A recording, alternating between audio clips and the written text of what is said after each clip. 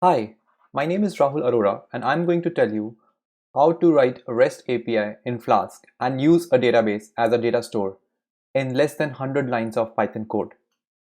The Books API will implement CRUD, create, retrieve, update and delete. It will use a SQLite database to store and fetch data. If you have suggestions as to how to improve this API or you want me to add more features to this API, please use the comment section and let me know.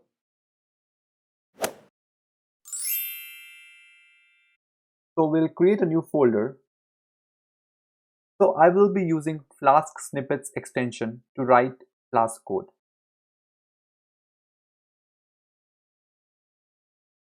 Going back to the Explorer,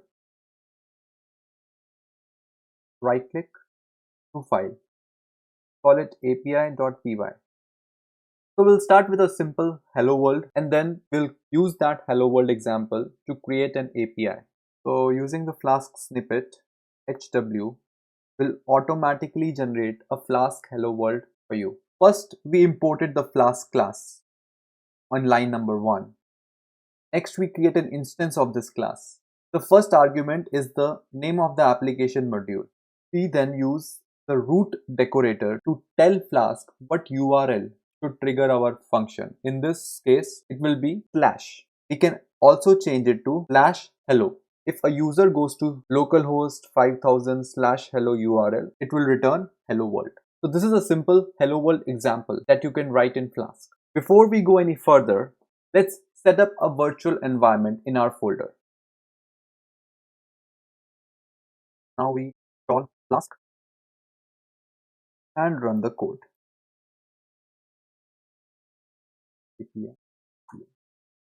Open up terminal. We will use a command line tool called httpy instead of curl because it's much more easier. The output that we see is more clear. Get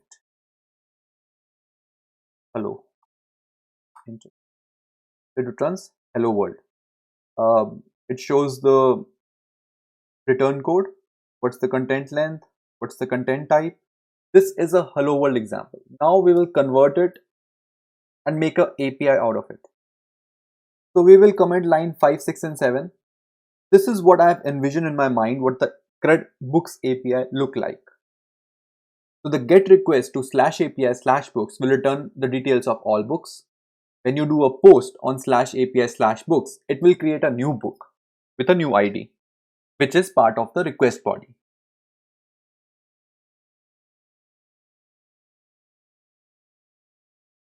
So it will contain an ID, a name and the author for the particular book. Then the three other verbs are get request to slash API slash books slash 3, which will return the details of that book 3. Put on that same book ID will update the fields of that particular book, and delete will delete that particular book. So I have a sample data where the key will be the ID and the value will be the book object. This can also be persisted in a database, but for this particular example, we will be using variables and everything will be stored in memory. So let's create a new root get p. So the first two operations are get and post on slash API slash books.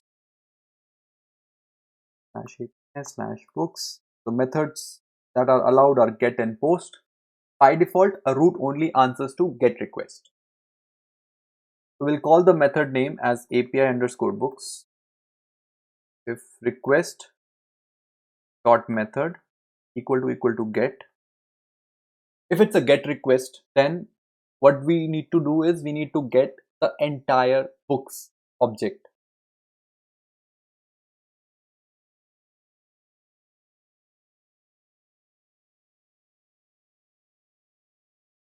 Line number 46 basically returns to the user a response which bundles a books object as JSON with a 200 response code. So let's try it out. We'll call http get API slash book. It returns the books object with 200 response code. what does post do? Post on this API/book should create a new book in the books dictionary. First, we have to make sure that we get that information from the request, and as it will be a JSON, we'll just use the inbuilt request.json and fetch it through that means. Book ID will be given by the user, content ID. Then we'll do books with the book ID, basically adding a new object to the books dictionary, content, and then we will fetch that information.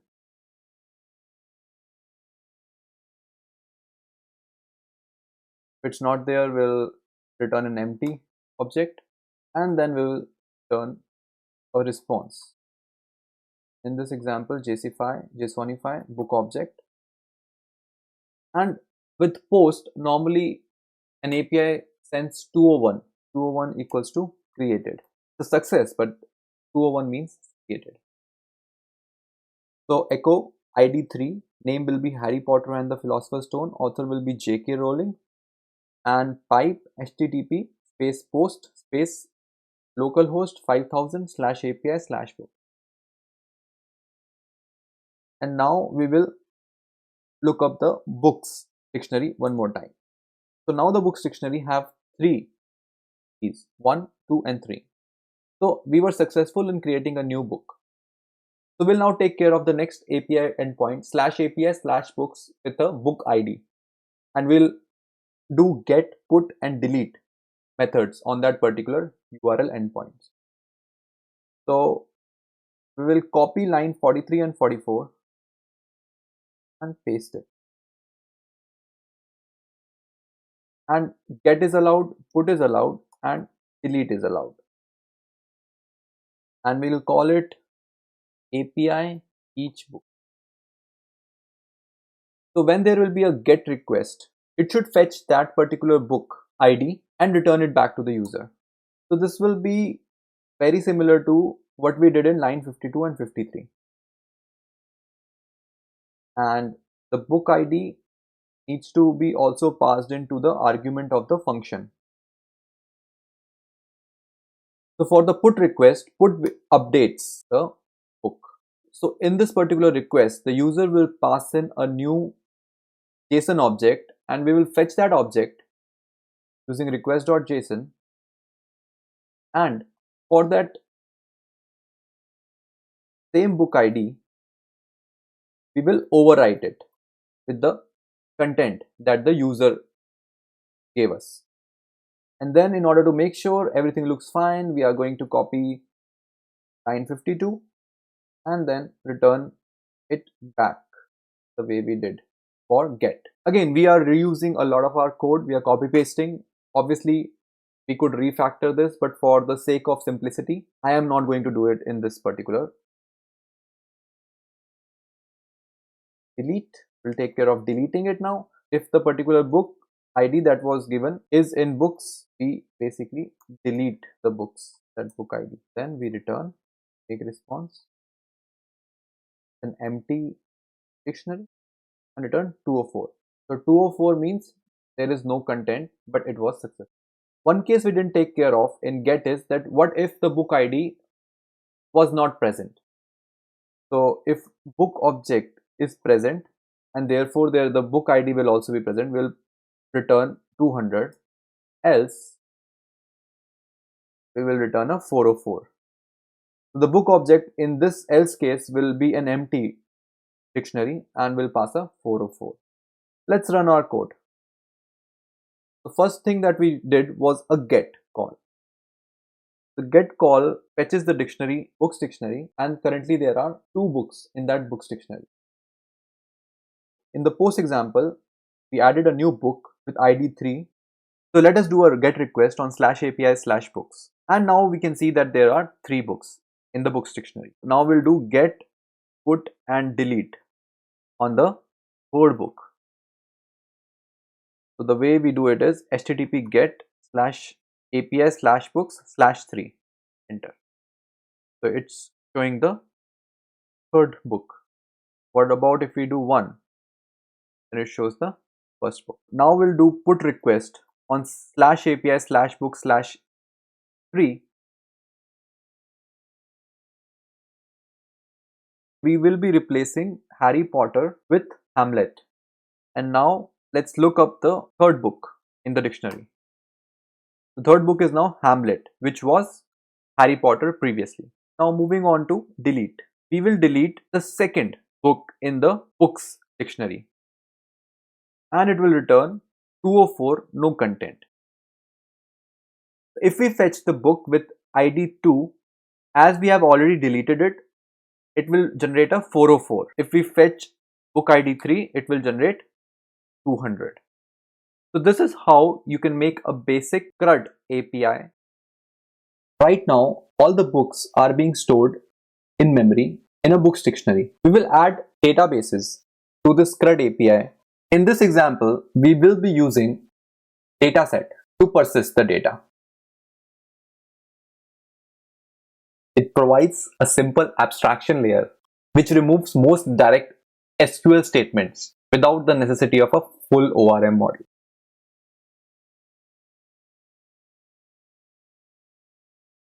We will connect to a database, dataset.connect, and we'll use SQLite for this example.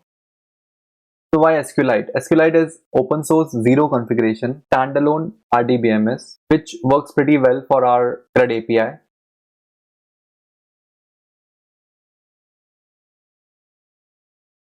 So this line number 5 will connect to a SQLite database which is called books. We'll create a table which we will just call books for now. So there will be a books table in books database, which is confusing. So let's just call the database API, and there will be a table called books, and in the table books we will insert the following dictionary, and we'll insert the other dictionary.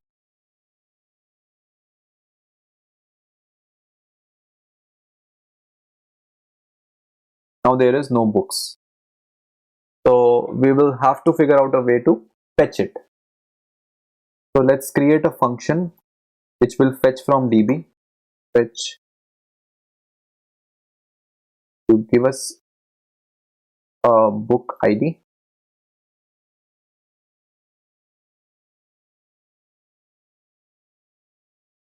That will be our first function. So it will return table dot ID equal to book ID.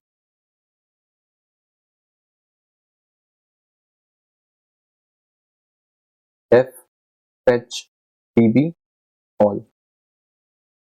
In this function, we will return table dot all. In the get request case, where we have to fetch all the books, instead of using books variable, we will call fetch underscore DB underscore all, and in this scenario we will call fetch DB underscore book.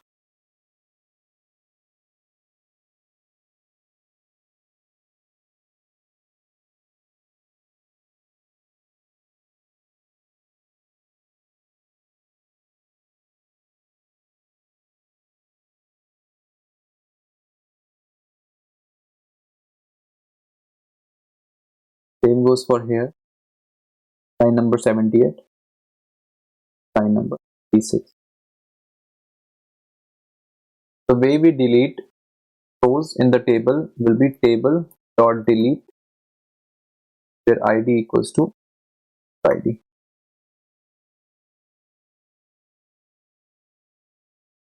So table dot update content comma where the ID equal to the ID that's mentioned, API.py.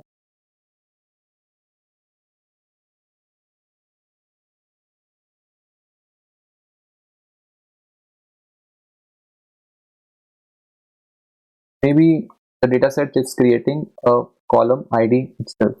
and we are overwriting it in some way, or that is what might be causing this issue.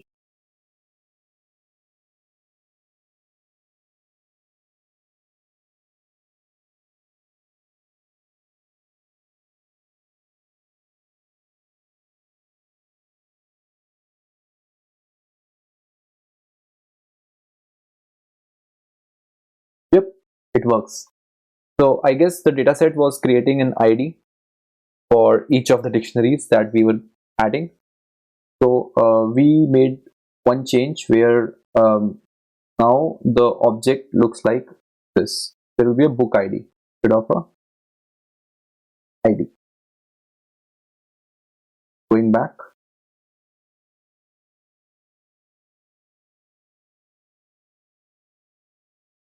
looks like something went wrong. Error mentions that the result iter is not JSON serializable. So what we will do is, instead of using table.all, which is a result iter object, we will go through the entire table and push each row to a list.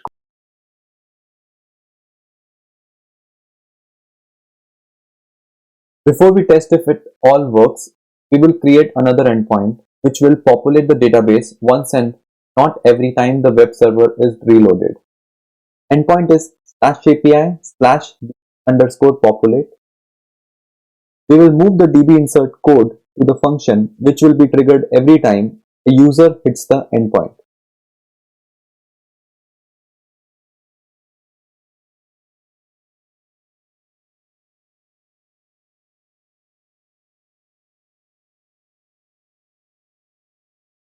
So the DB is already populated. So let's remove this api.db and rerun our code again. Check if there is anything in the books. There is nothing. Now we will populate. So now it shows 2. Now even if we reload this, make any changes and try reloading it, the database will remain. It only will have 2 books. Copy this, put post on /API/book. Fingers crossed. And it got stuck because there's a key error where the book ID is not found. And that is alright. So we just copied our old example where there was an ID key, but now in the new one we don't have an ID key, we have book_ID. Yeah. Something went wrong in the post.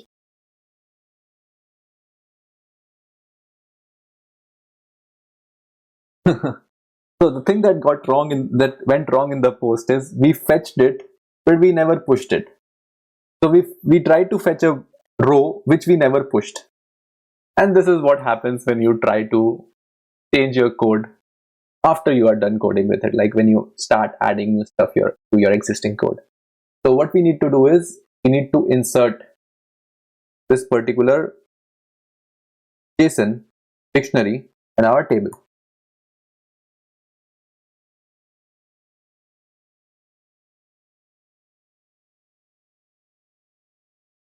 So we will run the post again. Enter. So this added a new book ID 3, name Hamlet, author William Shakespeare. Let's check whether we can see in the get request when we do /API/books. Yep, it shows 3 different books here. Now we'll move on to get put and delete for book ID. HTTP get /API/book/3. That is the right one. Let's do a put.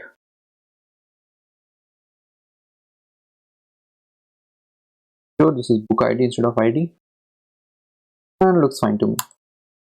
And it throw an error. Adding single quotes. Fix this parse error. Enter. So now Hamlet is Harry Potter and the Philosopher's Stone.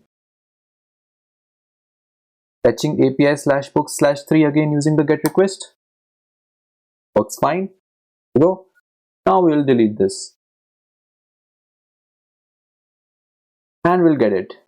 And there is nothing. In this video, we were able to create a simple CRUD books API with persistence in less than 108 lines of code, in which 40 of those lines were either comments or new lines. In the following video, I will be using a Flask extension called Flask RESTful to create this same API. Flask RESTful is a popular extension which a lot of people use for creating APIs in Flask. So that's it for this video. If you like this video, please give me a thumbs up. If you have comment about anything, just leave a comment down below and I will reply to it at the earliest. Please let me know what you think about the video in the comment section, and thank you for watching.